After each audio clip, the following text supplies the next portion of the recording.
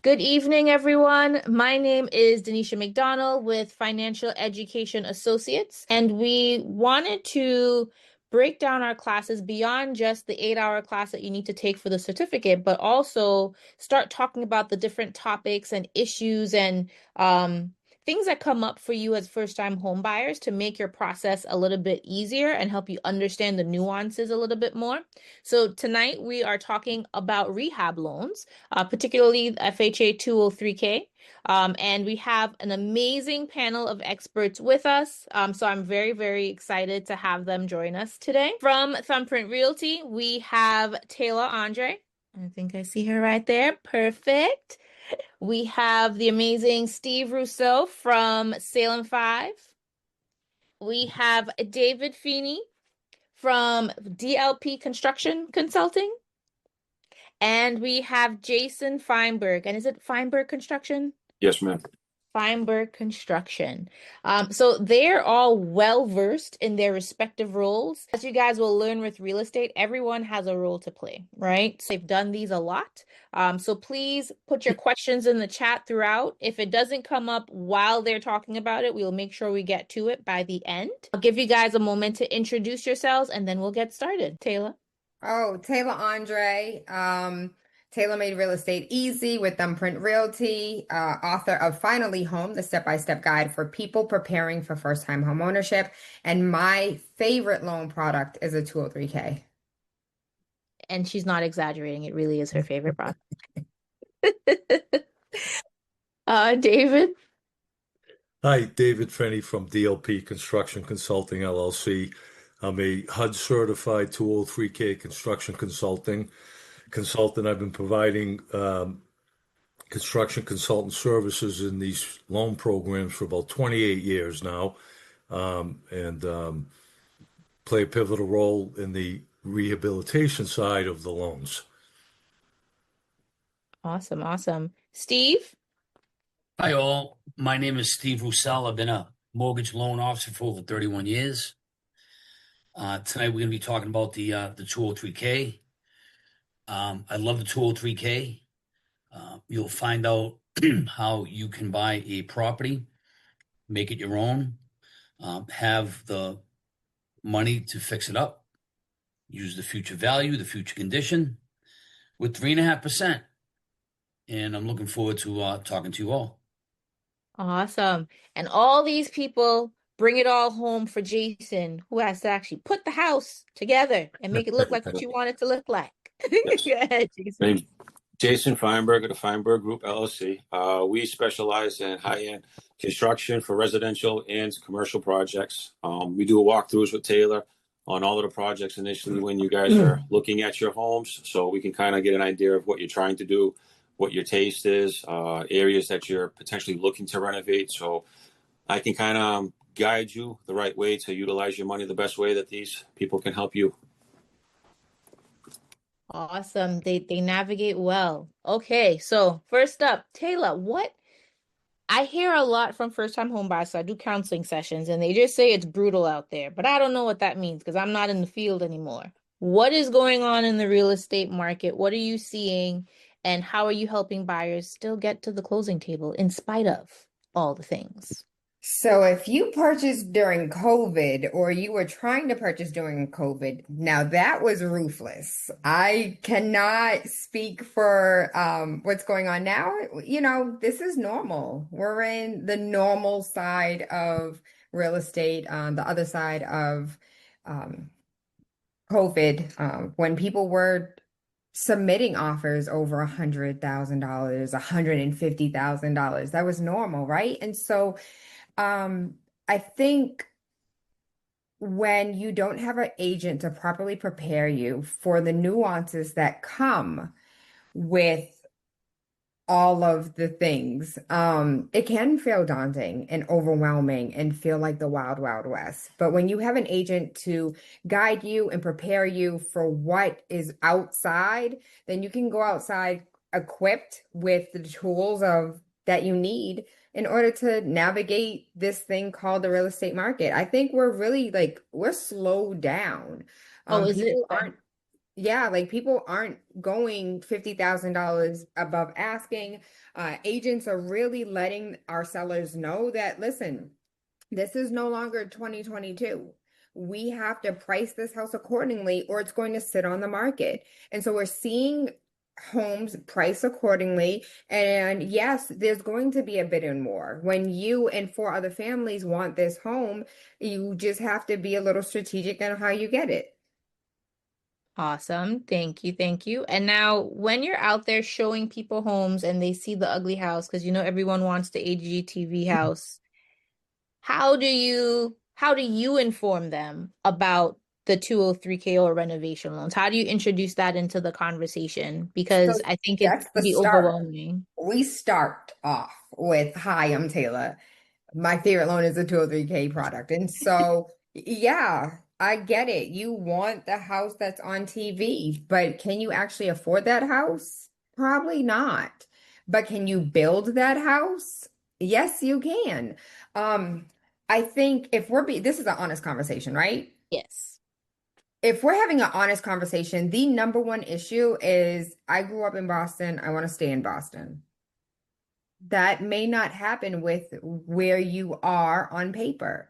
If you're pre-approved for $450,000 for a single family, unless you're doing a lottery home or a deed restricted property, that's not going to happen in the city. But you know where that can happen? Outside of the city, 30 miles north, south, or west, because in the east we'd be in the ocean. Um, and so just really understanding that you may have to pick your family up and go elsewhere. And as much as you may love the diversity of Boston, Attleboro has amazing diversity. Taunton has amazing diversity. And so your norm can create a new norm if you want. So I would say that would be like one of the biggest issues that I see with buyers today is they're fighting each other for a property that everyone wants, while the homes that you could be renovating and turning into your dream home with a half an acre behind you are being ignored. It's like the short guy, but he's really good to you. And the ladies understand. Yes. Yeah. The men are like, what? Awesome, amazing analogy. Perfect. Okay, so you introduced the 203k, and because what, over 75% of homes right now are older, we don't have a lot of new housing stock. That's a limited commodity, so they charge a premium for that. So being able to have that 203k, I think is really helpful. What are some of the benefits? And this can be a Taylor, Steve, tag team. What are the benefits of a 203k? Like, why? What's the big deal? I So could save up and do my renovations myself. really quickly, there's an idea that this new home is better. Jay and I just had this conversation. When you're looking at a house that has been standing since 1887, just understand that that has the best bones. It's not going anywhere. It literally Yes. stood the test of time. And so a lot of those older homes have the best bones. You can do whatever you want to the exterior, but they're like, I always take it back for dating. I have a lot of single people that I purchase with, and so dating seems to be the thing that works for us. If if you're looking for someone with a good soul, older homes are the way to go. That's a very good analogy. It's a very good analogy. Really, that's a really good analogy. Awesome. And so now I decide I want to buy this older home. You convince me because the HGTV house, they keep going over asking. I can't compete. Um, I have to go with the 203k. But how does it work? Like I'm not pre-approved for enough, or am I pre-approved for enough? How does it work? Well, you should get pre-approved. You're going to be pre-approved according to your debts, your income, your savings, and your credit, and you're going to be qualified for X amount. We're going to give you a worksheet that has the mortgage payment that's going to have the budget. And we're going to be able to turn no's into yeses. Borrowers are going to have, like Taylor said, additional choices. There's a lot of there's a lot of houses out there that are going to need work. There's a lot of estate deals that has been in the family. I dealt with somebody today that they have an estate sale. The person that died wants to keep the property in the family, but it needs a lot of work. We're going to keep the sellers happy because the renovations are going to be done after closing. It's valuable to the buyer because, like Tayla said, you're going in there with a clean canvas, and we're going to use the future value and the future condition of the property. So a guy like Jason's going to go in there, and Taylor's going to go in there, and David's going to help also, and we're going to be able to build a house that you need that's going to fit you. So these 203ks, not many banks do them. Not many loan officers do them. The issue was saying, like, Steve, why are you into the 203k? A lot of loan officers don't want to do them. A lot of lenders don't know how to do them. Okay. And we're able to close deals faster. We're giving people solutions. These challenging properties turn into, these properties that nobody wants turn into, once Jason and Taylor are involved and Dave's involved, are very attractive properties for the families. And we just need to educate, the buyers, the sellers, the realtors, attorneys, that there are a lot of benefits to the rental product. I'm going to close on this. I had a lady, and David helped me with this. He was the HUD contractor, the HUD consultant. She looked for a property for 2 years with her husband. Was always outbid, like Taylor said, was always outbid. You know what I said? Let's change the strategy. Let's go for the worst house on the block. Let's not go for the best house on the block, because that's where all the people are going. Mm-hmm. And she did. And you know something? She didn't want to do it, but in the end, she ended up getting the house for her family by doing a 203k. No, I agree. Going for the ugly house on the best block is kind of the strategy. And honestly, guys, that's what investors and flippers do. They drive around and they look for the ugliest house in the best neighborhoods. They fix them up and then they sell them for twice the price of what they purchased it for. That's how they make the profit. So now this gives you the chance to make, earn that equity yourself, because you're going to be doing the work, as opposed to them charging you the premium because they did the work, right? So it gives you an opportunity to potentially live where you want to live for a price that actually works, because you decided to go with a house that needed work, right? A house that you were willing to take a little bit longer to move into so that they could do the construction so you can get in there.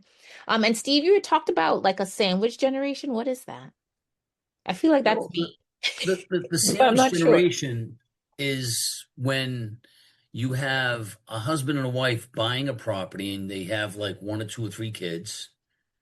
And then all of a sudden their older parents, can't live on their own. Like my father-in-law is 87 years old. He lost the wife.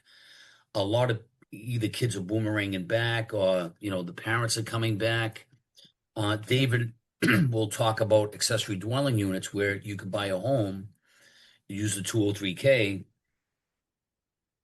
and we're going to use the renovation as a problem solver that's going to transform possibly a basement, possibly an attic, possibly an existing garage, Mm-hmm. into bringing multi-generations together. And in the end, it works out a lot better. Imagine this. You got 2 parents working, you got kids that are going to school, and you have the grandparents all under one roof. How awesome is that?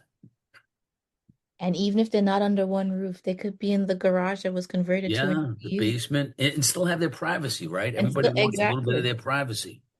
And Awesome. independence. I think another thing, it's not always about the ugliest house on the street, right? And so I don't know if you've seen this looking at some listings where it says won't qualify for FHA financing. And so when a home won't qualify for FHA financing, it's because it has peeling paint, it lacks railings. There's like little nuances to FHA that you have to be able to pass this inspection. But to bypass that inspection, you just flip it to a 203k loan, even if it's only like $10,000 worth of work. You don't have to purchase something that needs a full gut or a whole reno. You can do something that has like, I just need the gutters fixed, a new railing, and some remove the peeling paint around the windows. You know, Taylor, you're absolutely right, because the FHA, the regular FHA, is really tough on the condition. And as you said, lead paint, peeling paint, railings, staircases, not having railings and stuff like that. And it seems like it's really, really, really tough. The workaround is the 203k, that you can retrofit this house for what you want it to be for your family. Okay. Um, and the great news is the biggest mistake I think people make is to buy a house with 3% down. And now that you've done that, you don't have the money to fix the house the way you want it to. Mm-hmm. Whereas with the 203k, you're looking at the house and we're able to give you the money to fix the house the way you want it. So let me give you an example. Let's say you see a $400,000 single family home. Let's say Jason comes out, says, geez, it's going to be $100,000. If you went with 3% down on an as-is property, we're going to give you 388, but now you can't fix the house, right? Mm-hmm. You bought it as is. Now you're saying, all right, hey, I want to fix the house up to meet my family needs, whatever it is. And now you get the 400,000 plus the 100,000. You're at 500,000. You're putting down 3.5%. You're getting all the work. We're using the future value, the future condition. You have all that work. And more importantly, you know it's going to appraise out, because the bank is going to appraise the purchase and sales, the work write-up that Jason's going to do, okay? And what's going to happen is we already know that it's going to appraise out, but the secret sauce is this. On the 203k, you can finance up to 110% closed loan to value. What does that mean? And this is what it means. What it means is that if you're doing a $400,000 purchase price and you're doing $100,000 worth of work, okay, you're doing 3.5% down. But that property would have to, let's say, come in at, let's say, 475. So let's say the value after you do that $500,000 with the purchase price and work, if the value came in at 475, it would still work. You know, so what would happen is it's 110% of what the property's worth, which is really the secret sauce of this whole thing. So you could actually over improve. And David Finney is the guy that will go out there and be a HUD contractor and say, hey, these are the mandatory things that you need to do. Okay. Him and I, we're going to work and say, hey, here's the budget. Hey, Dave, here's the budget. Mm-hmm. And Dave's going to say, well, look, to fix this house up to federal code, state code, local code, this is what you need to do. You must do this to meet the requirements of FHA. Mm-hmm. And then we'll build in a contingency of, you know, if we have the money left over, which a lot of times we do, what would happen is that David would say, well, here's like if we have extra money, here's what you can do optionally if you'd like to do it. And we figure that all out, you know. So we create the budget, and then Jason comes in. He comes in with the work write-up. He works with David. Taylor has already found the house for you. Mm-hmm. And you actually need, the secret sauce is for everybody not to work in silos. It's to work as a team, because at the end of the day, we need to know the answers before the appraiser goes out. And that's where Taylor comes in, is going to say, hey, this is what we think it's going to appraise out at. We're mm-hmm. talking about all this stuff, what's going to add value. And that's the secret sauce, I think. You can't have a loan officer in a silo, Jason in the silo is a contractor. The real estate agent, everybody has to be talking to serve to get you the best deal. Yes. So I have a question, Taylor. So, because I am not an agent. So, what Mhm. does the process look like for the buyer, the big picture? So, I go out with you, I look at the houses, we find one where I need some work done, right? Mhm. Walk us through submitting the offer and what does that look like? When does Jason come into play? When does Steve come? When does everyone fit into this whole equation? Because right now I just know I need all of you, but when Yeah. do I call each of you? So immediately, when Steve says, like, we are literally a locomotive, we are one behind the other, walking, driving together. And so when you get your pre-approval, we know what your pre-approval amount is. Let's just say, to keep it real easy, is $100. Your pre-approval is for $100. And so if we are looking for that $100 house, we're unable to find it, we're now looking for that $50 house. We're looking for that $45 house, that $75 house, that we can then put the additional money that equals 100 into it. So scouring, finding Jason, we're taking a look at this unit. This is the time, this is the place. Can you make it? No, Taylor, I'm on another job site. Send me these photos, send me this video. I'll take a look at it. All right, I understand what I see. It's going to cost XYZ. That's soft numbers because I'm not there and I haven't walked the property myself. So we might have to go back with a Jason to see what those hard numbers are going to be. From there, we're like, Steve, does this work? Jason said it's going to be X amount of dollars. Can we make this work? And Steve says, yeah, we can definitely make that work. The best thing about a 203k is there are so many investors outside right now that are purchasing things with cash. And so everyone loves cash. Why? Because I don't have to worry about appraisals. I don't have to worry about inspections. I don't have to worry about those things. And so that's great. I'm coming in, I'm walking in like an investor, even though I'm an end user. End user means you're a buyer, you're not selling it, you're not flipping it, it's yours. And so from there, we bring in my friend Dave, and Dave comes in, he walks the property with us. We have Jason on the property with us, and we're just looking at all of the problems, all of the issues, all of the things that need to be fixed. And primarily, we're looking at electrical, we're looking at plumbing, because Massachusetts is one of the first states and our houses are the oldest. We're looking at some, I saw an oil tank that was handmade from 1842. It was the first time I've ever seen anything like that.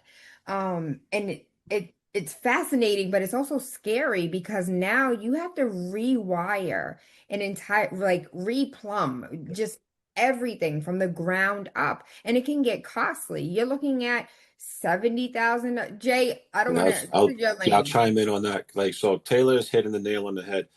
When we start to do the initial walkthrough, the two scariest parts, and you have to kind of hit everybody like peeling a Band-Aid off, is your electrical and plumbing. If you're not worried, exterior wise, it's going to hold up the bones, and we find out that walls are open, or if the walls are open anywhere from any previous damage, state code is we have to update. So it doesn't matter if the outlet is good. If you have a hole in the wall, we have to replace the wiring, replace all of the outlets, bring them all up to code. We go downstairs and look at the box, and we see that there's not enough fuses to run what you want to run, and it has to get updated. It's still running on 100 amps. It's going to have to get updated. And just like she was speaking, we have lovely bones, but we run into houses where you have electrical systems some of you might not have seen before, and they still operate. They still work. The problem is going to happen when you go to hook up your air conditioner in the summer and it goes to blow, and you're wondering why it's blowing. Then you have to update your system. Those become very costly. And the same with plumbing. Plumbing is one of the most costly expenses that you run into when you're adding in units. And you want to bear into mind the type of unit that you're going to add into your house, because if you're going to do rental properties, There's things to think of, whether you're going to use baseboard or electrical, and you're going to have the tenant actually pay for it. Or am I want to be a nice guy and I want to have hot water in there, and I'm going to offer to pay for the hot water because of whatever other amenities I'm going to offer. There's different variables to go about things when you're looking at it. And then there's other aspects to talk about, but I'll wait for my turn on that. So I don't should give it back to you, Oh no, Taylor. this Or is wait. it. This is when you see you come in where you fit in. So Because we're trying to give them the big picture of what does it look like, because they don't know. And so no, it's a lot of work. I know a lot of us are going to be from similar generations, and we grew up off of champagne taste with beer money, and we've all been affected, like they said, with HGTV. HGTV gave us a very false reality. They gave us an idea of how gorgeous things can look. They also showed you inflated costs, not realistic costs, unrealistic bills, and gave homeowners this false sense of security when they were going out there, that I could have this at this Home Depot price, which just doesn't happen. There is levels to your material. There is levels to the quality of your work. And homeowners learn that very fast when they want to put a bathroom together. And they say, why does this bathroom cost $10,000, but that bathroom costs $20,000? Well, because this tile was $1.99. This tile was $3.99. Big difference right there. You just upped your tile by thousands of dollars just because you wanted to have this one at $3.99, or you wanted to have it installed and look a certain way. So now your installation prices run up on it. The type of shower jets that you want to have, the type of toilets that you want to have, the type of vanities, the type of lights. All of these things are very cost effective. I mean, not cost effective, they're very costly.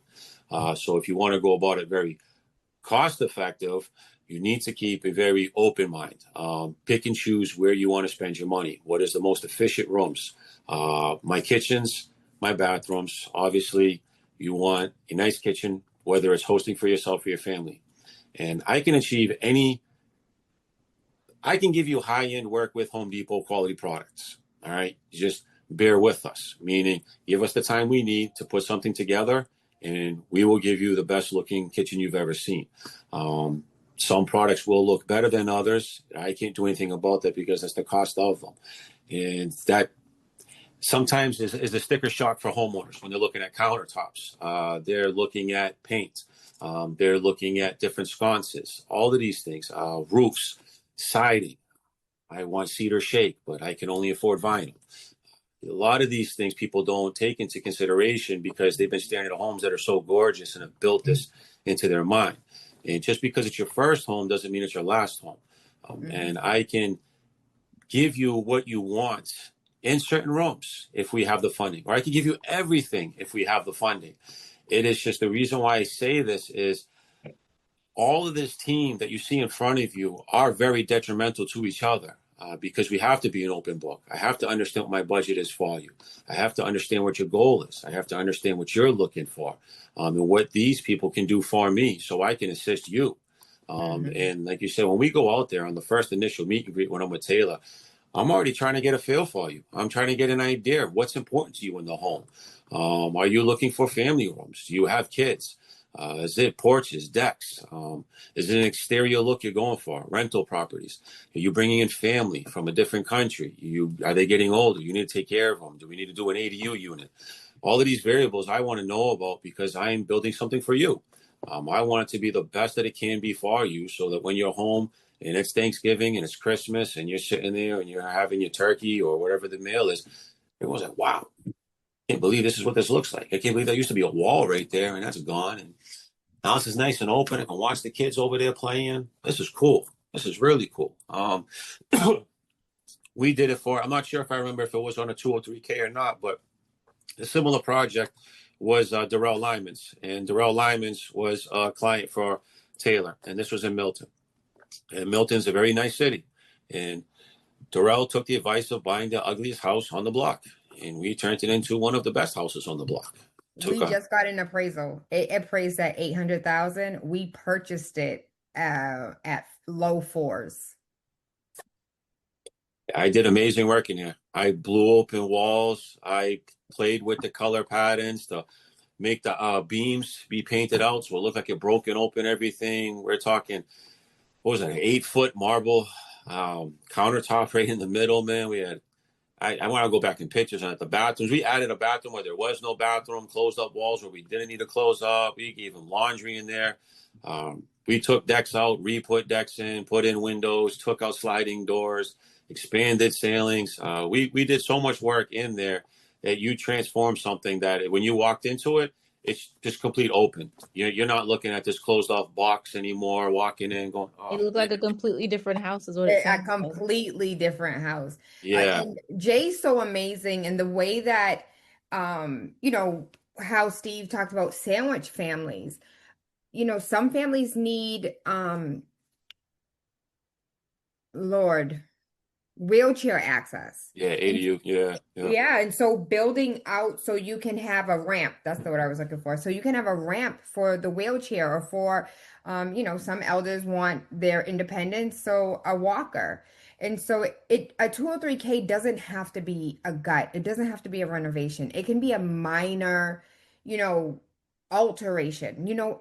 I love this house, but I'd really like a bathroom on the second floor. 203k. Yeah, those will help out too, especially when you're having elderly parents or families coming in when you need to transform a basement or add an addition. The thing is, those can get costly because if you're adding in any foundation work, any type of additional plumbing that needs to get ported out anywhere, you're 20, 50,000 easy, depending on what you're doing, and that's to scare people on purpose. Reason being why I would rather scare you and come back with a number at 15. And holy shit, Jay, you said that was going to be 30,000. Yeah, I know.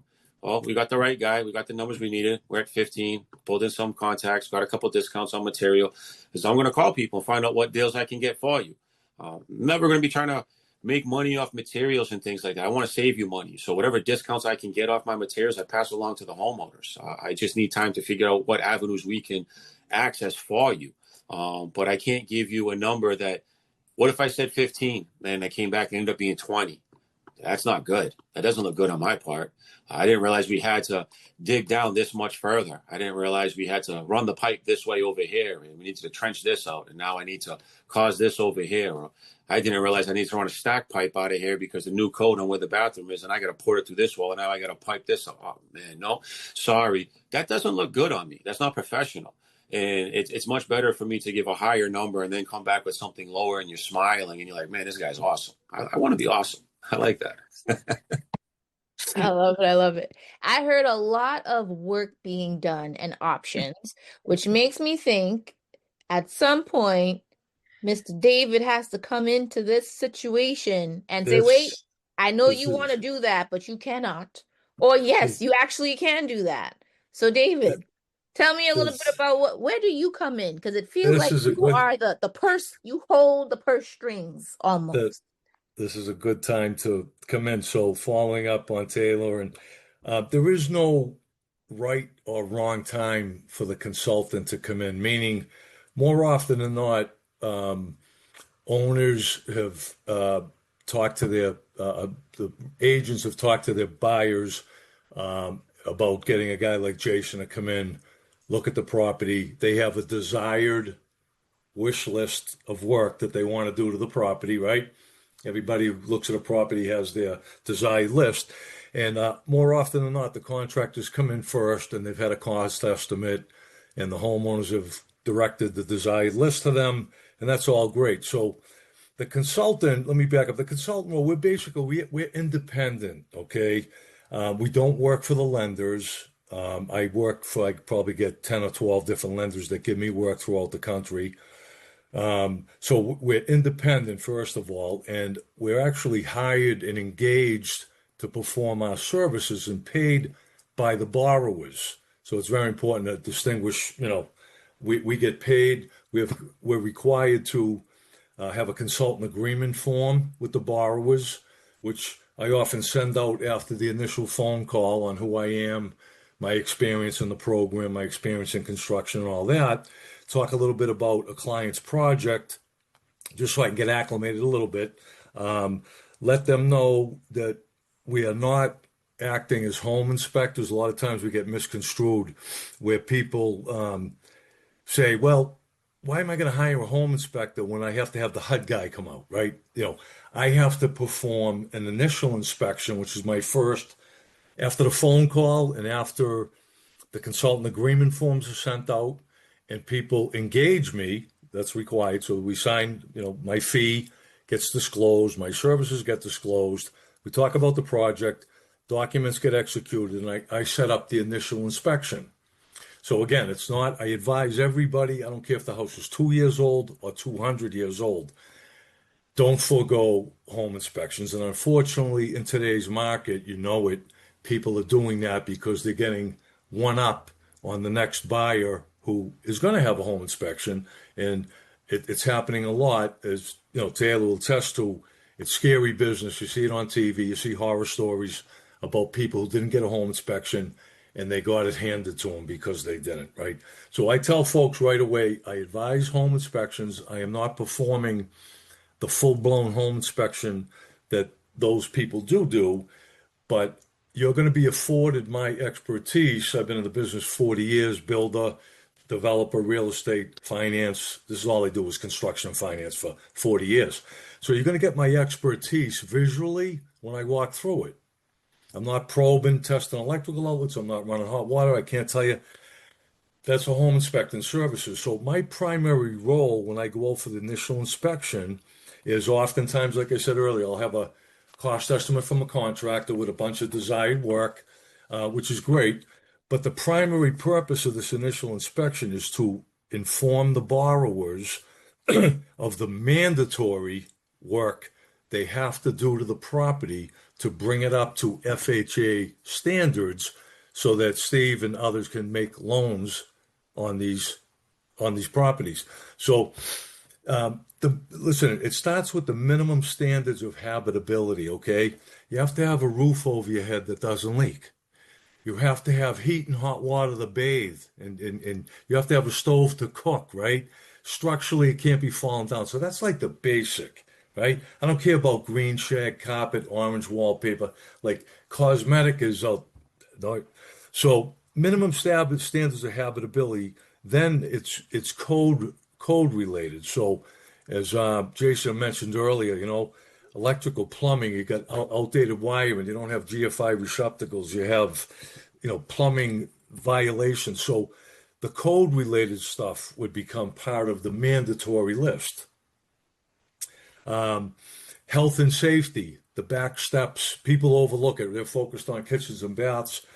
They know the back steps are broken or rotted or the handrail is in disrepair, but in their minds, we're going to get to that work. Or my brother-in-law's a carpenter, he'll do it next month or whatever. But the mandatory work takes precedent in these construction loans. And I'm informing them on this initial walkthrough of what those things are. I'm looking at Jason's work write-up and estimate he did prior to me getting there. And in a good case scenario, I'm checking off items that fortunately the homeowners have already directed Jason the price, which are on my mandatory list.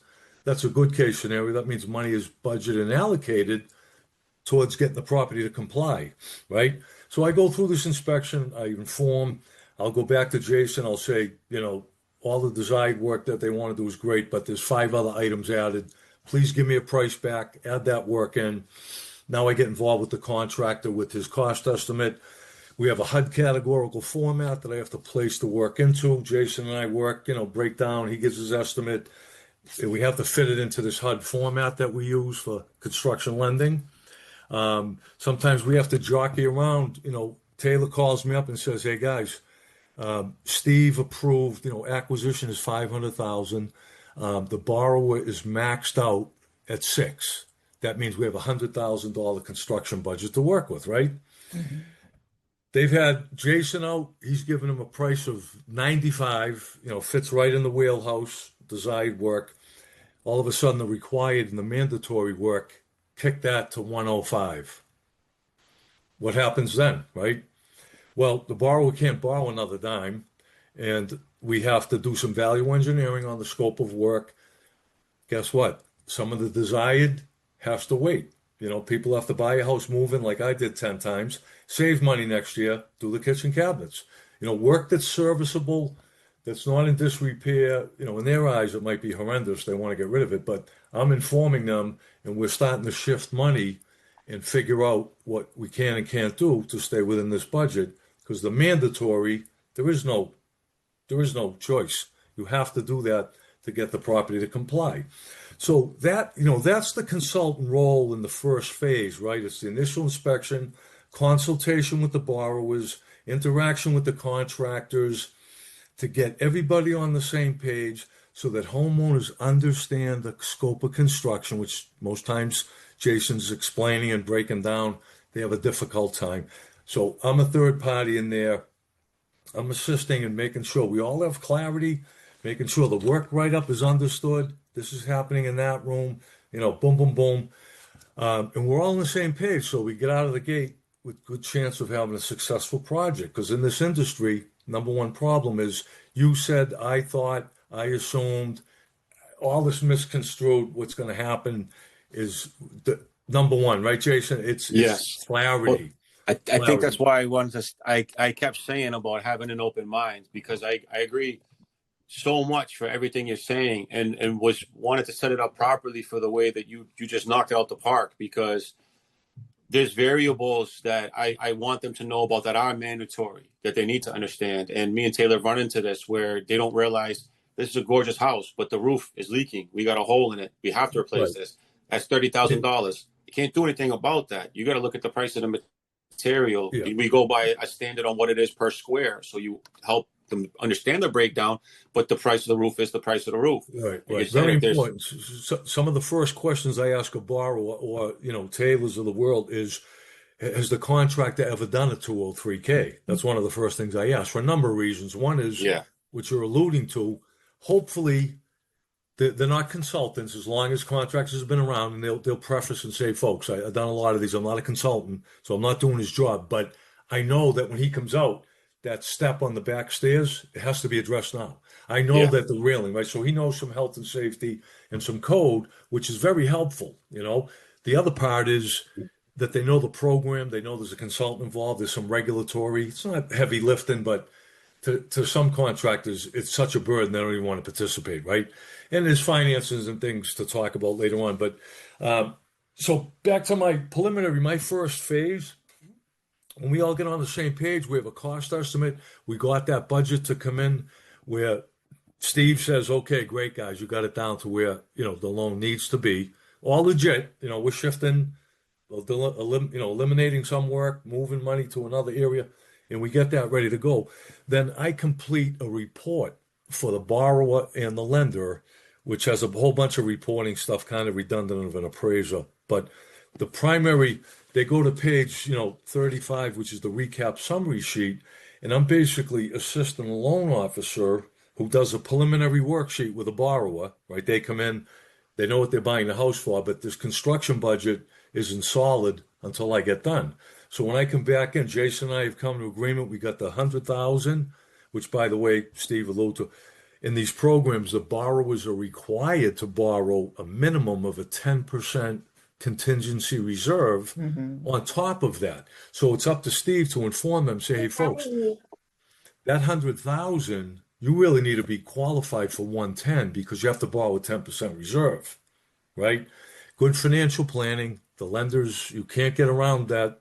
You see it on TV, like Jason said earlier, these fictitious shows. But the good thing about those shows is when they call the borrower and say, yeah, we took down the wall between the kitchen, but guess what? $6,000 because the heating system ran through the walls, unforeseen condition. Inevitable in the remodeling world, you're going to have extra costs. Always. So in the private sector, I've always educated borrowers to make sure because, it's expensive, right? And they save for 10 years for the addition. They're all in with the kids' community money, right? They don't have another dime.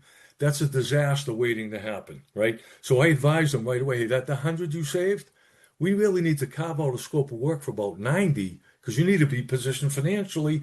I don't want to run into stuff. I'm not looking to make extra money on you. I'm just informing you based on my expertise.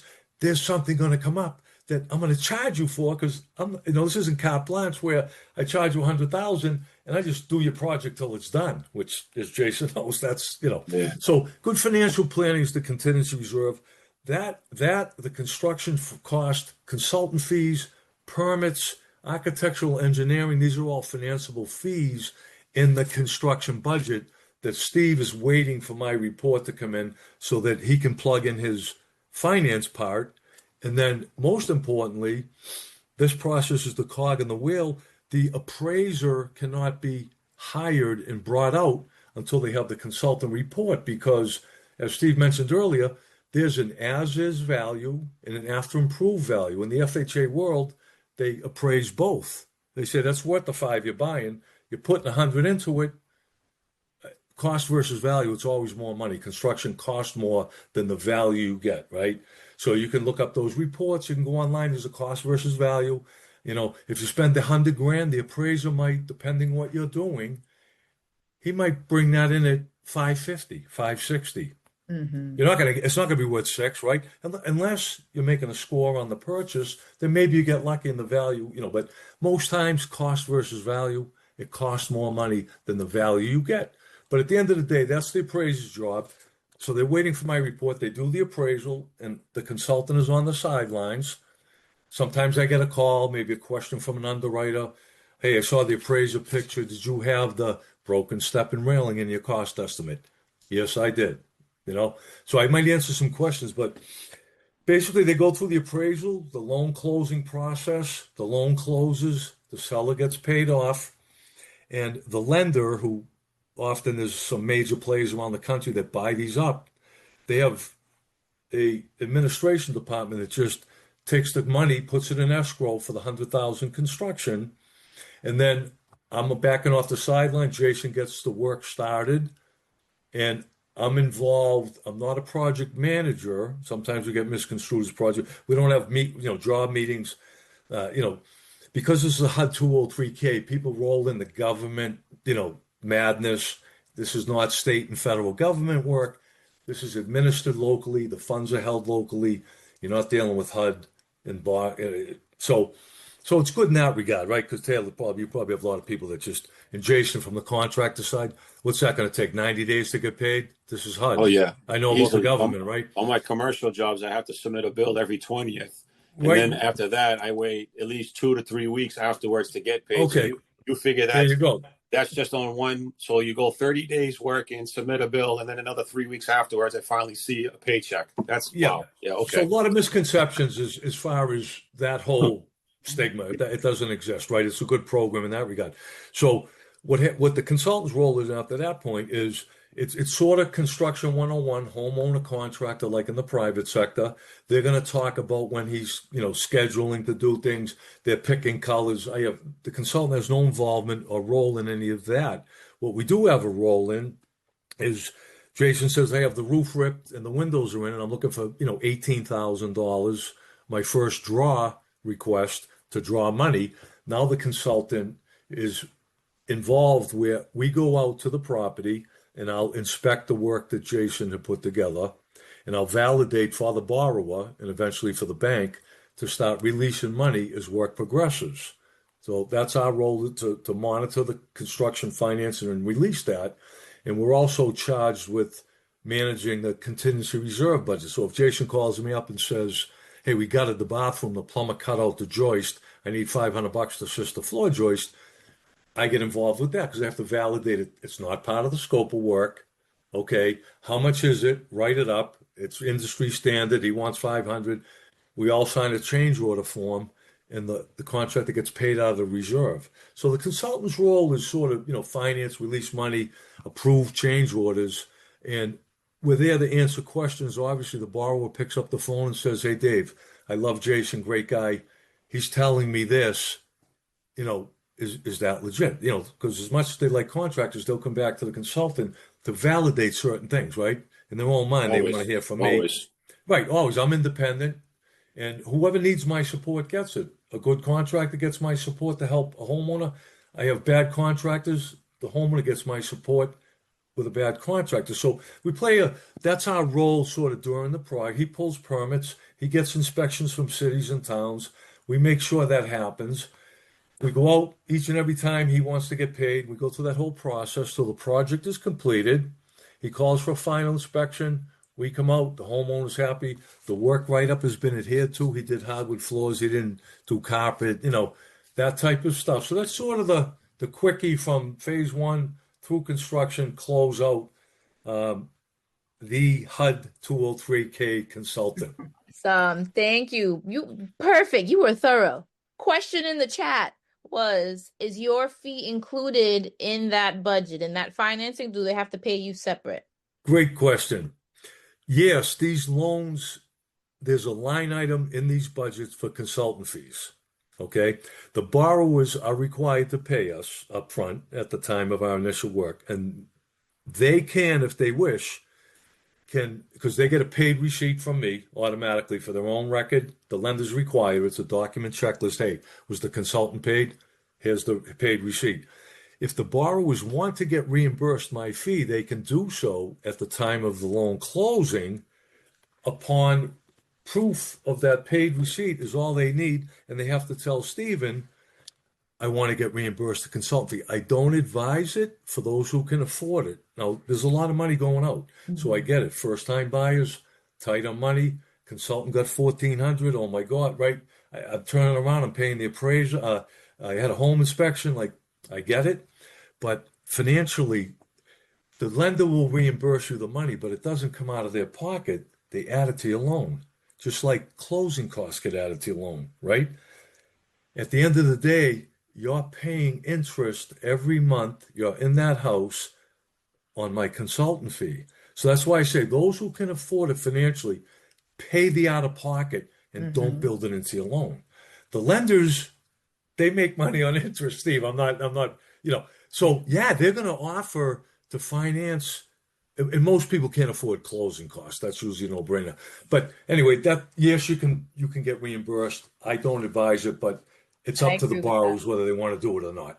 No, I And agree. what's awesome is that wasn't an option. They just rolled that out where when they made the alterations, the updates to the 203k, you used to just have to pay the consultant, and that was that. Now you can roll that cost in, which I totally agree. If you could pay it, just pay it. Because why do you want to pay, Over interest on 30 years? 30 years on 50 on Even if 1,400? it's the principle. Even if it's, my little fee, $1,400 at 6 3/4 on a 30-year amortization, it might be $3 a month or $250. It's just the principle. Like, why would I want to pay that anything out of, But one other important thing for everybody is recently, as Taylor alluded to, there's been some updates, and I'm not going to get long-winded. I'm going to tell you one thing. Steve listed it earlier. They have the streamline and the standard K. So you don't need a consultant now for work $75,000 or less. Used to be $35,000. So they've upped it quite a bit. You don't have to pay those fees. You don't get us involved. But I say to people, this is a big purchase you make in life. Don't be penny wise, pound foolish. The money you pay me in the long run, this is big stuff. This is house and real estate. This is the biggest investment you make in your life. And if you don't have representation, I think the consultants help out a lot because they help alleviate a lot of stress for the homeowners. Because I think anything in nature, no matter how much you want to believe me, and no matter how much I show you the prices are what they are, they're always going to ask somebody. It's just I'm so accustomed to it that it's just go ahead. You know what I mean? It's just par course. I don't get offended. I want you to, so that when you hear what I'm telling you is exactly what I told you, then you see I'm just that much more trustworthy. I'm not in the business of coming in and just building your house one time with Taylor and his team and running away. My whole goal is to build a relationship with you so that, if you're not able to achieve everything you want under the sun at one shot, well, I'm still here. I'm a local. I'm born and raised in Dorchester. I'm not going anywhere. So you're going to find me and you're going to call me and say, hey, come back next month or 6 months. We got the funding. Let's do the bathroom. Let's do the deck you were talking about, man. I want to change the paint scheme in here. We want to add that. Sure. I'm going to give you the same great discounts I can, whether it's with this loan or on my own. We're going to be here to guide you. So I think it's kind of great that you're getting to meet these people and get the guidance and assistance that you need, because I see the work that Taylor goes and puts out there personally. I've been on the phone with a few of these gentlemen, but I see how much work Taylor does. And she puts a lot of effort into trying to achieve anything and everything for you guys. She will literally go walk across the street and go knock on that person's door if she thinks that's the house you want. I'm not lying to you. She sure has. That one I right can there, vouch for that one that. right there. Yep. Yeah, you had a number? Cool. Give me 5. Jay, go get him coffee. I'll be right back. I'm not lying to you. So when you see that, you know, a person that will put their whole heart and dedication into that for you, then you have to know the team that she's bringing to the table for you. Everybody is on that same level. So, I mean, that's just my 2 cents with that. Yeah, I appreciate that, and that is a true story and accurate description of Tayla Andre, just so you know. But you brought up something interesting, and I wonder, so let's say my budget was $100,000 for the work for the house, but I actually wanted more work done, but it wasn't in the for the Scope of things. 203k enough, Yep. but I had the cash to do it. Okay. Could you still do the job Mhm. and still complete mine within the same time frame, or do you have to make sure it closes out the 203k rules and That regulations and then that part start they that might know project? about as far as what needs to be closed out and on that part, because of the checklist with the consultant on getting everything in order for the loans and getting the funding. As far as for me on time schedule with work, I will have a schedule for you. And if you're already adding it into the project ahead of time and I'm already on notice about it, and just say, for example, it's a bathroom, or you wanted to have LVP in the basement because there's already a finished basement. You need a kid's playroom. And you're like, you know what, Jay, it's only 1,600 square feet. I can pick up the material for you. You know, you think your guys can do it. Okay, cool. We'll already have the price there for you. We'll estimate 3-4 days worth of work. We'll get it in the scope of things so that, yeah, it's going to be completed in that timely manner. Whether or not my work will conflict with these guys on their checklist on what they need, I don't think so. Okay. They might know that a little bit more than me if anybody wants to chime in. But if I tell you, hey, I'm going to give you 30 days, my goal is to get it done within the 30 days. And if there's a reason being, I'm going to come ahead of time and say, hey, I need 3 more days, or we had a delay of material, something like that. Let me chime in on that if you would. Thank you, sir. Predominantly, almost all lenders will prohibit any additional work from going on the project. To answer your question, the quicker question is no, you cannot. You are not supposed to. From time to time, I might see, where the guy cut a patio door in between the dining room and the kid, but the lenders, they prohibit, they do not want, they hate construction, first of all. They have to do these loans by default. They cannot stand the construction loan aspect. They want this to be finished and over with as soon as possible so they can collect interest every month, because that's what in the business to do, right? So extra work means the construction project going on for extra time in their minds, one reason. The other reason is they're concerned about the borrower funding that extra work, right? Mm-hmm. And whether they're going back into credit card debt to do that, so on and so forth. They just cleaned them up going into it. Steve got everybody financed and in good shape. That's another concern. And one of the other biggies is, let's go back to that contingency reserve for a minute. God forbid, and we've all had one, Jason will tell you, I write up jobs real good. He estimates dynamite. You get the pig that you just chase, and there's just not enough money to get this property done, right? They come once in a while, but that means the 100,000 base bid is all in.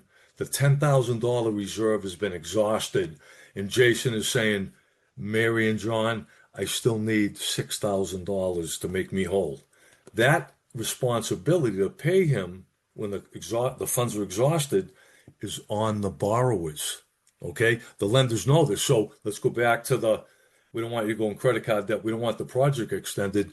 What if they had the cash and they're giving him 25 to go down the basement, and God forbid the base bid and the reserve in that scenario is they need to come to the table with 6,000 to finish the bank's project, because remember, it's the bank's project, right? Not the borrowers.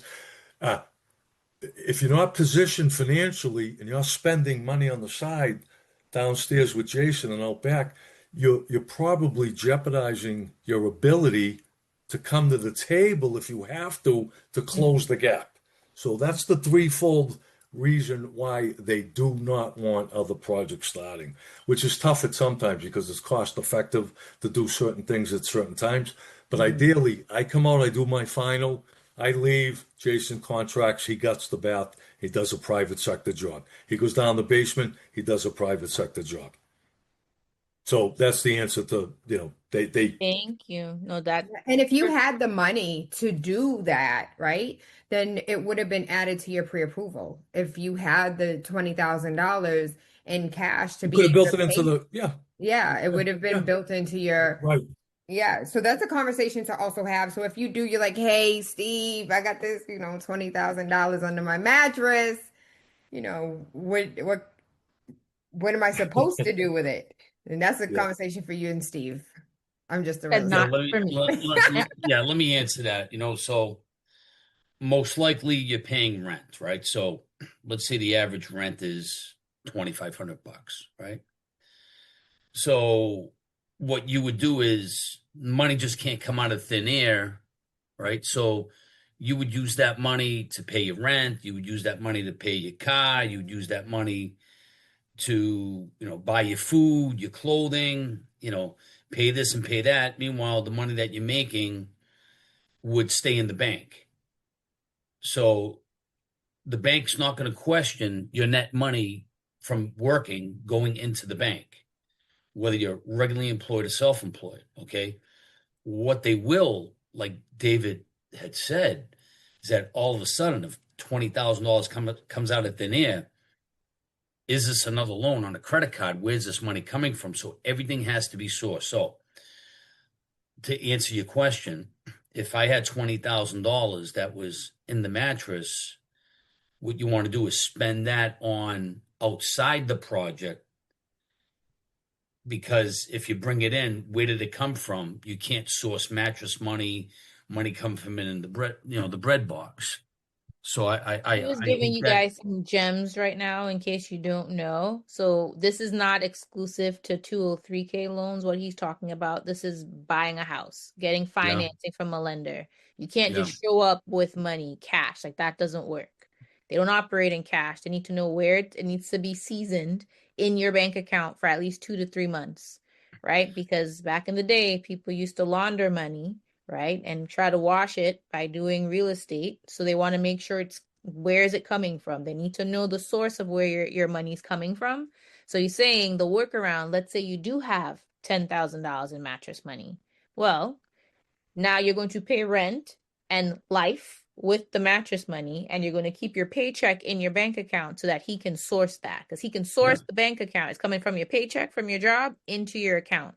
If it's cash, it just shows up. You have a lot of explaining to do, and they're not going to accept it. So don't do that. Well, Denise, not to get off topic, but Venmos, right? They want to know where the Venmo money's coming from.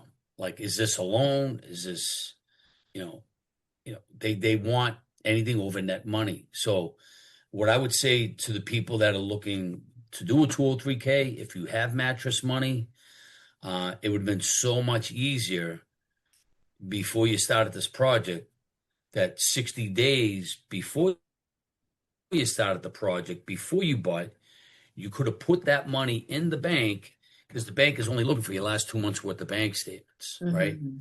So let's say October 1st, okay, you're buying a property.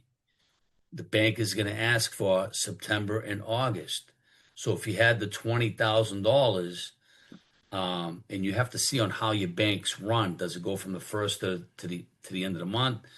Is it Bank of America that goes from 15 to the 15th to the 16th? I always say, don't cut it close. Put it in even 30 days beforehand. Okay. Mhm. What you should do, if you have any money or any issues and concerns, you have to tell the loan officer during the pre-approval process, right? You should get ahead of this in the beginning, because what's going to happen is the loan officer, without a deal on the table, once you sign a deal with bank statements, we're going back 60 days no matter what.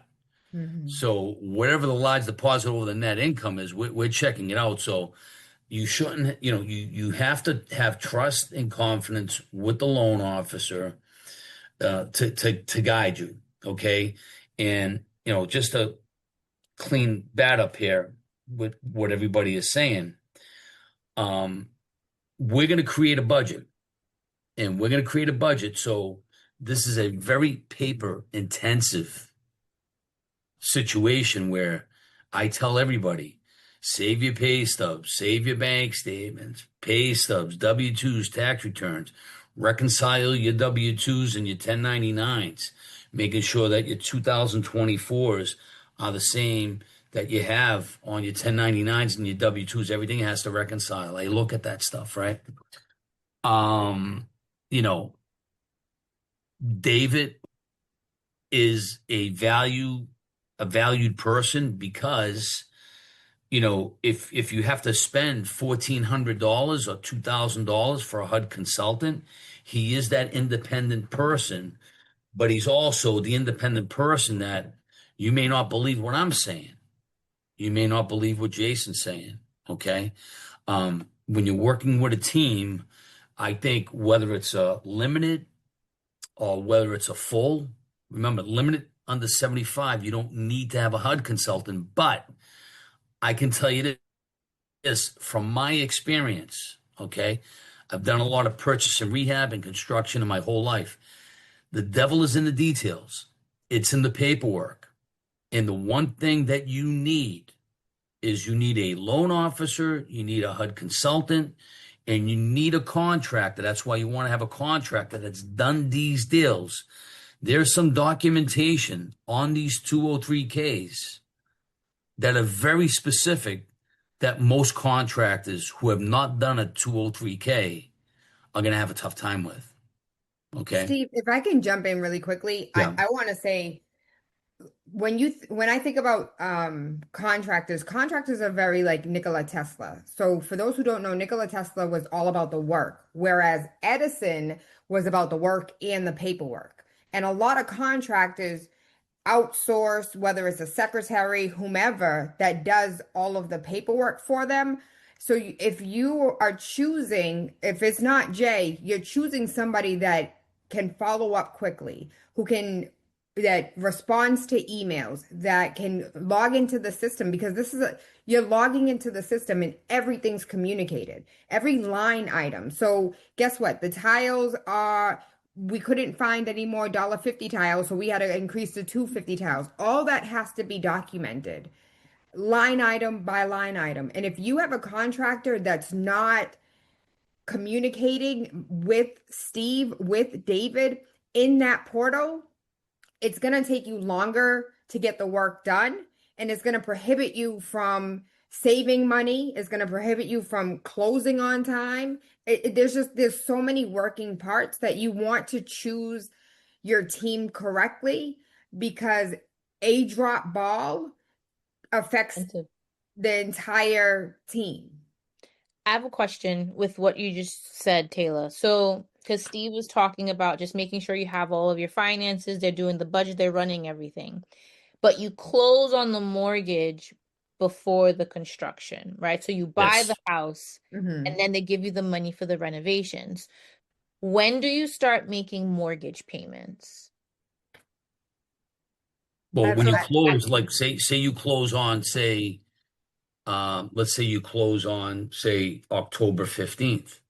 Mm-hmm. Your first payment is going to be, December 1st, but, having a HUD consultant, having a budget, having a contractor, we can put some of those mortgage payments in the budget if we have room. So the idea is that we know that there's going to be surprises. We know that when Jason, starts knocking down the walls and doing this and doing that, he's going to find things.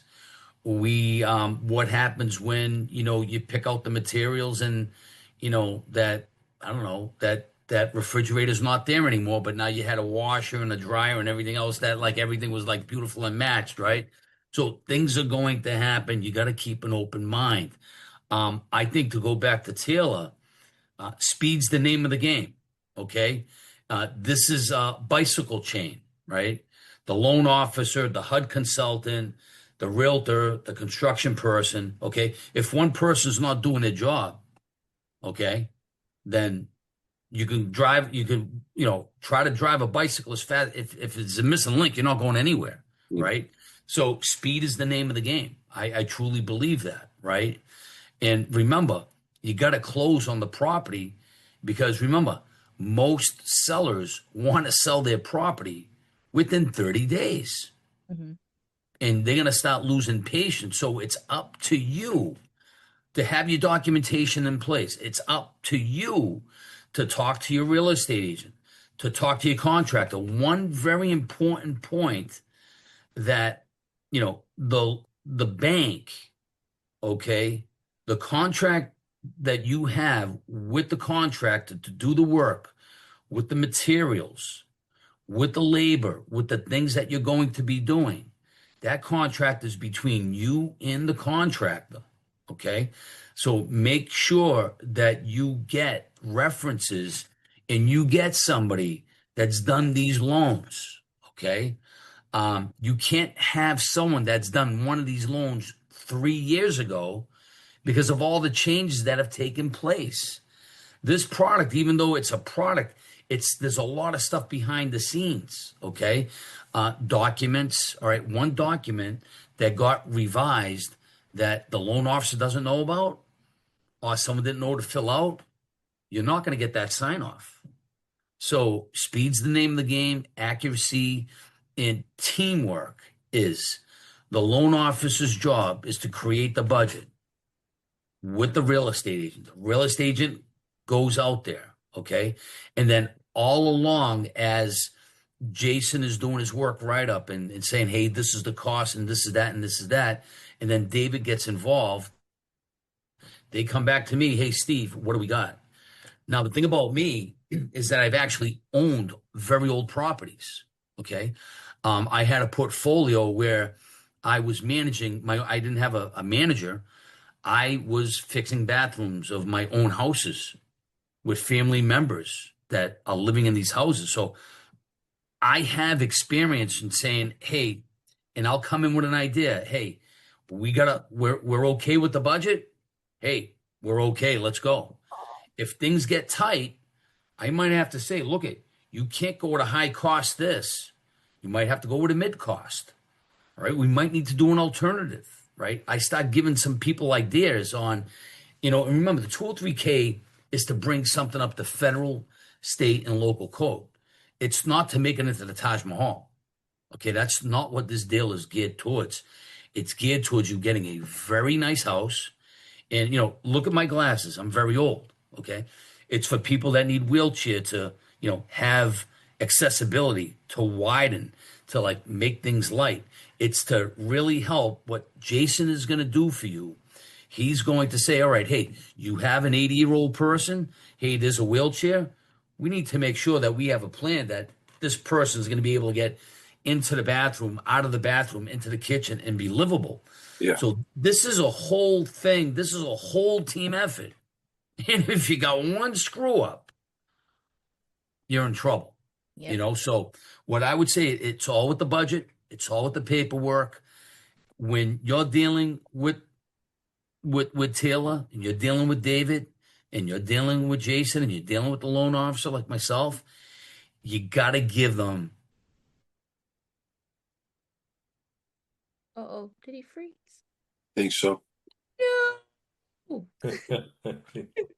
Okay. So I think you guys are getting the hint where it's really important that you spend the time to select the right people for your team because it matters. Not just for the quality of the work, but from the day you close, soon thereafter, mortgage payments are expected. And depending on the extent of the work, you may not be able to live in the house while we are doing the work, which means you need to be paying rent and a mortgage at the same time if you're not financing that mortgage payment into this whole thing. Okay, so there's a lot of planning if you're going to use this product. It's an amazing product, but we have to make sure you structure it the right way. So having the right loan officer who does this is key. The newbie is probably not the one. Okay, the person who has not done these or done one or two, probably not the person that you want to work with. You want to make sure you have a contractor with experience, right? Not where this is their first or second time doing it. They have to be on top of the paperwork. You want an agent who can navigate because they're like the liaison to keep it all together, right? You want to make sure they have experience, and obviously the HUD consultant. So while we wait for Steve to come back on, I'm going to put up on the screen, David, what can I and can't I do with a 203k loan? What types of work qualifies? Is it easier for me to put up the screen of what does not qualify?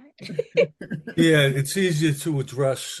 You basically can do almost whatever you wish to do. There's a couple of things you cannot do, which are swimming pools. You cannot create a swimming pool, or you can't put hot tubs and jacuzzis out in the backyard. But other than that, most of your home improvement, repairs, remodeling, can be financed through the 203k loan. Awesome. Okay. And then I know that recently they added ADUs. I can add to my existing space. I can finish existing space, but I cannot add a whole new build, like Yes, structure, correct? that yes. Just recently, I think it's definitely within the last year, HUD did come up with a couple of great things, and everybody's familiar with the ADU, accessory dwelling unit. Um, like Denise said, it's expansion in the basement, the attic, over the garage, what have you. HUD, because of the wave, these have been going on out west in California for 5 years, and they sort of kind of moved to our way recently, right? State of Mass, the governor, allowed zoning, and we're making towns allow this, so it's all good, right? So what HUD did, two important things. One is, yes, they have allowed those improvements to convert that space to an ADU as eligible to borrow money to do that. Now, you got to remember, you got to pause there for a minute. That's great, but you still have to comply with local zoning. You probably need an architect. You got to go to the building department. You need Jason to consult with you on certain things, right? But let's get back to HUD. You can finance in that 150,000 reno for the ADU, and more importantly, on the lender side, they have allowed. Now remember, that's still a single family home. It's not a multifamily, okay? But they have allowed, and Steve can verify, I think it's maybe up to 75% of the income that you generate. So look, dad passed away, mom, we sold the house, she's coming up in the ADU over the garage. She's going to give us $1,500 a month. She's going to pay rent. Steve is able to utilize the income that the ADU generates to help the borrower qualify for the mortgage. That's huge, huge. One of the projects that I'm currently working on now, with one of my clients is it's complicated. There's so many variations in what your situation is, because he has a non-occupant borrower, and so he has a co-borrower that is not living on the premises. He can only do a two-family.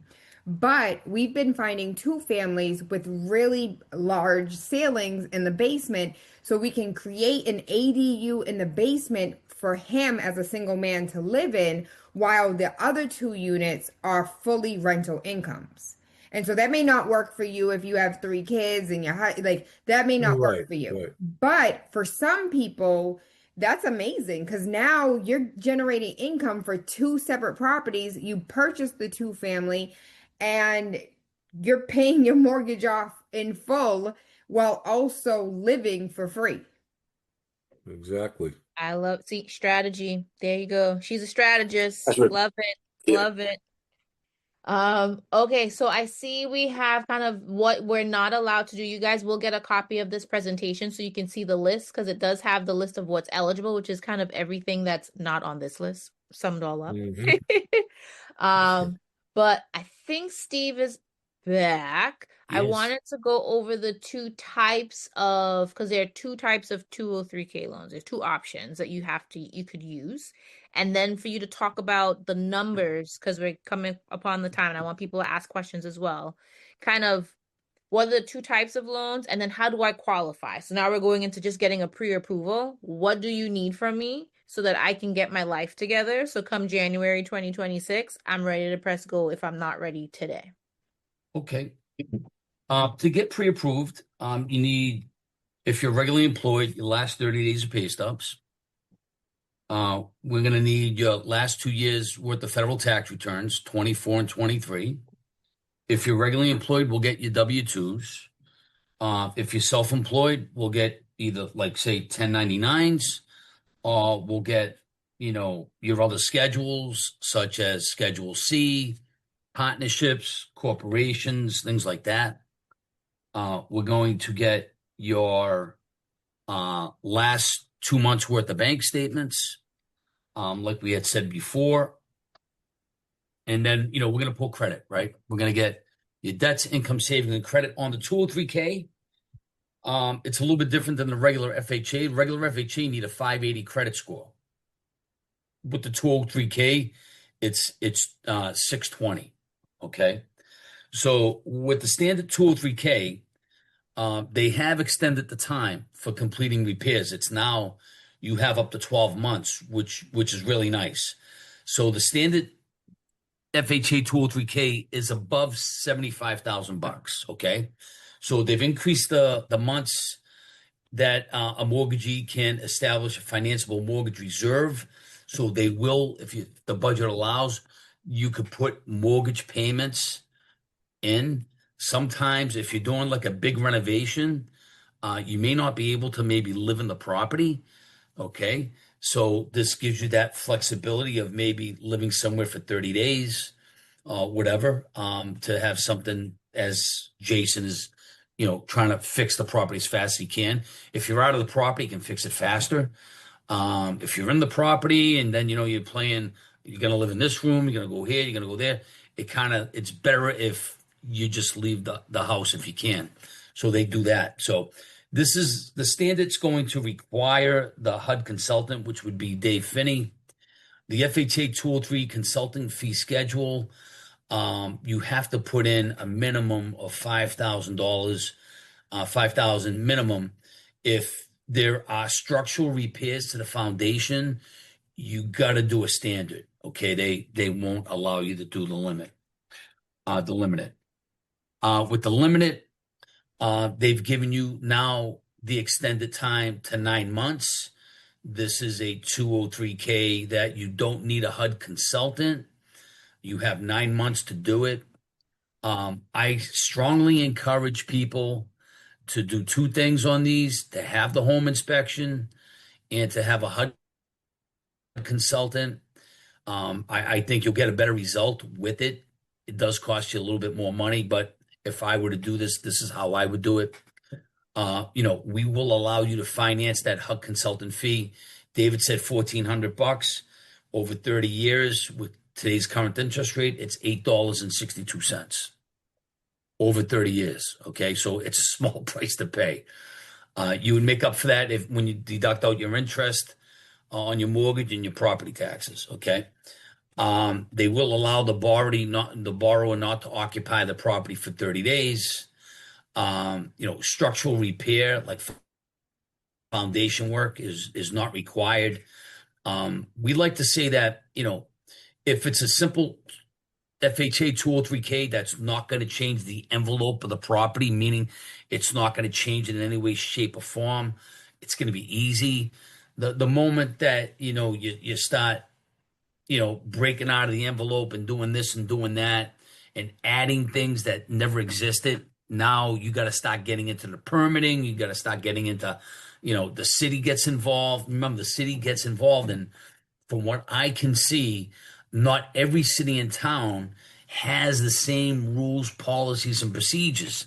They're all a little bit different. So if you are going to do the 203k, okay, I think your first step is to probably go down and talk to somebody at the city and say, hey, listen, I'm thinking about doing a 203k.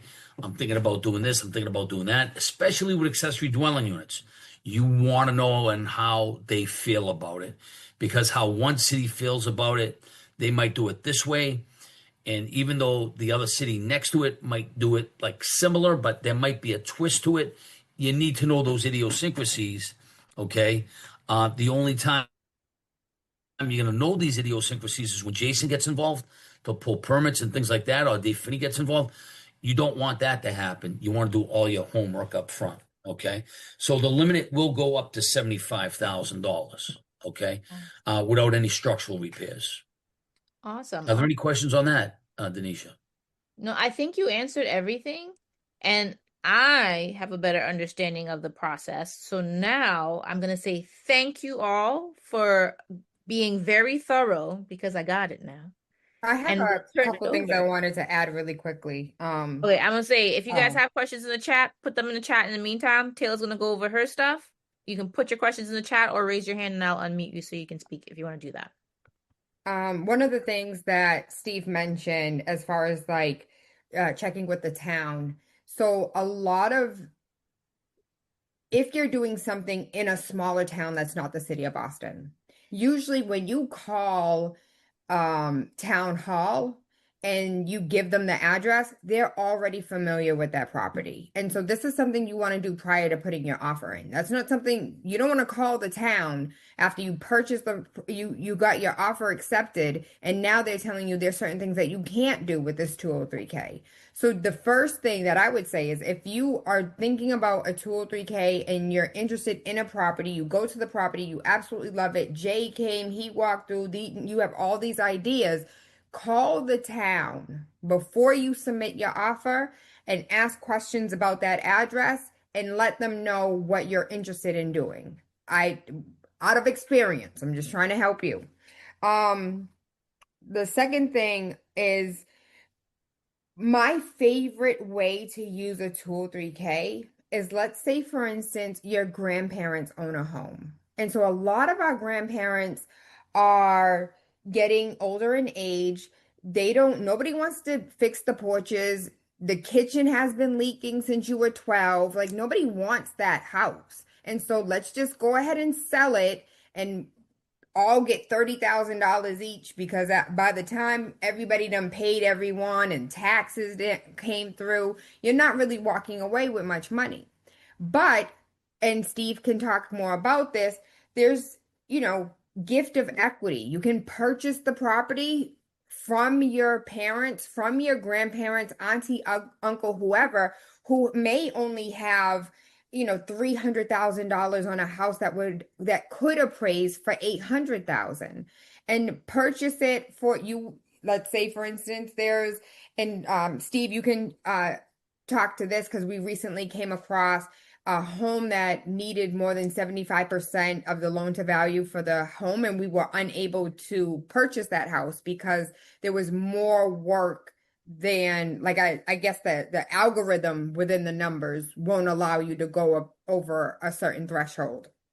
And so purchasing a family home for X amount of dollars so you can have renovation money to fix it instead of selling it. Why sell Nana's 3 family that needs a whole bunch of work because nobody wants to put the work in, when you can purchase it for well below market value and be able to put the money in and have all of this equity, and now have something that can generate income while you stay in one unit, while also possibly creating an ADU in the basement. Yeah. Strategist. Tayla, I can say this from personal experiences. My mother died 24 years ago, okay? On her deathbed in hospice care, she said, Steve, I want to keep these properties in the family name, okay? I want it in the bloodline. We have these properties that have all these equities, okay? Think about it. You spent Christmases and Thanksgiving dinners and Christmases and the holidays, the 4th of July, all this happy stuff with aunts, uncles, everybody, okay? You have all this equity in the property, okay? In today's environment, I can only tell you this. When my brother was alive, okay, he stayed in the family property, okay? And then his son got caught renting. That apartment caught on fire, and he has 3 kids, and he's got a girl. My brother went into the basement. Now, this is before ADUs. I made an ADU before it was an ADU, all right? I put him in the basement because we had to put his kids his girlfriend, his 3 kids. That's now third generation and fourth generation in a property because they had nowhere to go. Okay. So to Taylor's point, you know, and Denise is big on this. How does a family create wealth? Okay. My father bought this house when he got out of World War II, okay, in 63 when he got out of the Navy for $15,000. Okay. I can tell you that this 3 family in East Boston, okay, had cousins and aunts and uncles that had been thrown out of their houses. They were living in the house. It was a house of refuge. And it still is. It's going into the third generation and the fourth generation. Remember, my brother died. Now his son's in there, okay? To Taylor's point in Boston, it doesn't make sense to get rid of these properties. It does make sense that if you have equity in these properties, use the equity in the property. It's up to you to have a 620 credit score. It's up to you to have some income.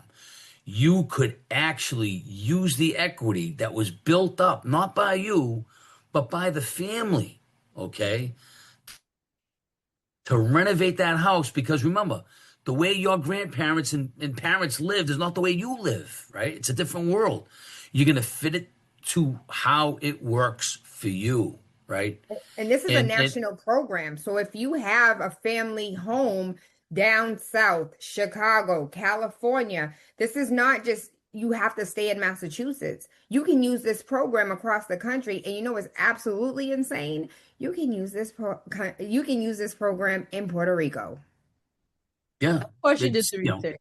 it could be Of one course, of family, two course. family, 3 family, 4 family. It's just got to be owner occupied for 12 months. Okay. Don't get cute. Live in the property for 12 months because I can promise you this. Okay. Everything is memorialized. Do not buy a property, do a 203k and make it into an investment from jump. You can live in the property for 12 months, one day, complete what you're supposed to complete, and then move on. And you know something? You only have to live in there for a year. Okay. And then you have a beautiful vacation home in Puerto Rico. Yeah. It will pay. It will pay. That investment property now will pay for even a place in Puerto Rico or a single family home. You're I absolutely love right it. with the No, I cash love flow. it. I love it. So I heard about how to use this product, how it works, how to build the team, and then strategy on how to leverage it to build wealth for my family. Because you could use it to fix the house instead of selling the house, because now you get to keep the equity, right? As opposed to selling it for cheap because it needs work, and then the investor puts in the work and then they sell it for more, right? So you have that option. Or you save it so that your family can live in it. You can rehab it. Can you rehab it with a 203k and then sell it? Yeah, why not?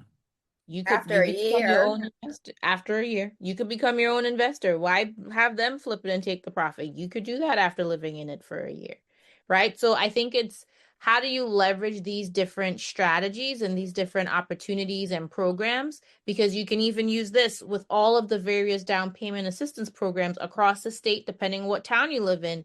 You can start stacking all these things where it's really affordable for you so you can buy the home that you want or in the community or the neighborhood that you want and fix it so it could become your forever home. Maybe you were planning for it to be just the starter and it ends up being the forever home because you're able to make it that, right? So thank you guys. I learned a lot tonight. I really do appreciate you guys being so thorough because you gave a lot of situations and just helping people think through things that I'm not sure they would have thought of on their own. Opening it up for questions. Does anyone have questions in the chat? If you want to raise your hand, I will gladly unmute you. The strategies were great. I love it. My mind is thinking. Do you see why it's my favorite product now? Mm-hmm. Mind is thinking. And okay, going back because since I don't see questions in the chat. I don't see hands raised, so I'm just Two asking things I want to add into that though. So a couple of things that everybody heard out of this, and I hope they pick up is one, you see how Taylor works, and then you hear the key points that have to be done when you talk to the consultant about mandatory things.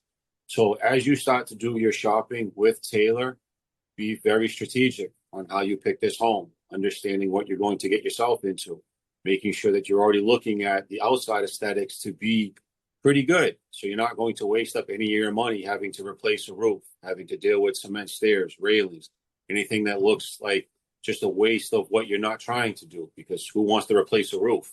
I mean, it's great to say you have a nice roof, but pretty sure you want a kitchen, pretty sure you want a bathroom, pretty sure you want new paint. I'm pretty sure you don't care about the vinyl the first year. I'll tell you that. I hear it all the time. That a house can look that way for 1 year, Jay. I'd rather have this done. So you just be very smart with the way you look at your properties with Tayla, understanding what you're going to with this. And the other thing that I will say that I feel in Boston, we have to adopt a Southern mentality. I lived in Florida for a while. And when I lived down there, I realized something. I like to say everything is 15 minutes. Not a damn thing is 15 minutes. Everything is 45 minutes. Everything is 45 minutes away. But it feels like 15 minutes because they're so accustomed to living 45 minutes away from everything. The corner store, Publix, Winn-Dixie, whatever. They're just, you packy, it's not there. They don't have the bodega. There's no walk into the corner store to go to Pastell's and get what you want. You don't have it. So the point of that is meaning in Massachusetts, we are so accustomed to being in Boston. And Boston is overcrowded now. And Boston is getting extremely expensive. As Taylor's pointed out, you fight for the property you want. It's not that we're going 100,000 over. It's no, 4 people want this property. So now we're fighting 4 people for this property. But what if you went and looked out in Pittsfield? What if you went and looked in Plainsville? What if you went and looked in Amesbury? What if you were down south of Worcester, where you're finding properties with 1.5 acres, 4 bedrooms, 2 bathrooms for $499, $599. Now you have this great team with this amazing property that you could actually build, like Denise is saying, your forever home. Put your family equity in this. Not only the equity of the value of your home, but you can look outside of what Boston has to offer if you are open to driving 45 minutes to work, an hour to work. And then you can have peace and quiet and beauty, and your kids are able to run around in the yard. You got a fire pit. Now you're the one hosting barbecues and parties. Mm-hmm. I mean, I'm just saying, we just listened to a story about a generation that is losing because we all grew up like that in the triple deckers, going to grandma's house, going to your aunt's house, Christmases, Thanksgiving, running around like little nuts in the streets doing that. Our generation is disappearing and we're holding on to that the way we can. But if we want to give our kids a piece of that, we have to listen to people like Tayla who are going to advise us where to look for that housing so that we can have what Denise is talking about and actually grow family equity. And then in key, listen to my man David on how to utilize that money that you're going to get so I can build you your dream. David holds the purse strings, just so in case you all missed it. Why we get him the Dunkin' Donuts and we David. rub his shoulders in the morning? Any questions, guys? We have our last 15 minutes if we need the 15 minutes. But they were very thorough, I thought. And in helping you understand what each person's role is on the team, whether you choose this team or a different team, you know what to look for in a team. And then you learn some strategy in terms of how to make it work. Everybody on this call, on this Zoom can do their job very well. And I believe that. You have to do your part, right? So they can't help you if you have a 500 credit score. They cannot help you if you have $0 saved. They cannot help you if you have a lot of debt. So there are certain things you have to do because the team already knows their job. They're already in, right? They're waiting on you to come and have all of your stuff together. So that's where you want to make sure that you're paying down your debt. If you know you have things on your credit where you've been missing payments, you have late payments, fix all the things so you can start the process to get qualified for the most amount that you're eligible for. And then have them, guide you through the best strategy, the best locations where you get the most bang for your buck so you can buy the home that you want. The FHA 203k just needs 1 year of employment. Conventional loans would need 2 years of employment. So I would encourage you to get pre-approved to understand where you are now. So the motto is that it's not where you are right now. It's not where you begin. It's going to be where you end, right?